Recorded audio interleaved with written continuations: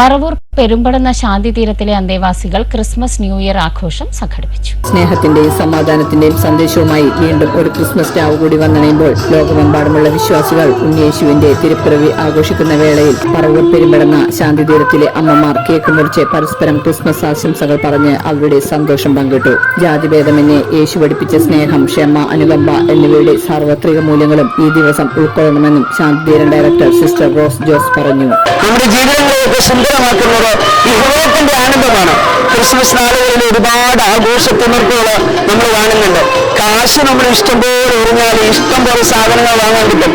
ആ സന്തോഷം താൽക്കാലികമാണ്. പക്ഷെ നമ്മുടെ കുടുംബത്തിന്റെ കൂട്ടായ്മയിൽ അപ്പനും അമ്മയും മക്കളും അപ്പാപ്പനും അമ്മാമ്മയും അയൽവക്കാർ എല്ലാവരും ഒരുമിച്ചിരുന്ന് ഈ കൂട്ടായ്മ പങ്കിടുമ്പോൾ ആ പങ്കിടലാണ് യഥാർത്ഥ ക്രിസ്മസിന്റെ ആനന്ദം. തുടർന്ന് അമ്മമാരുടെ ഡാൻസ്, ഗാനാലാപനം, സംഘഗാനം എന്നിവ ഉണ്ടായിരുന്നു. AC news north Paravur.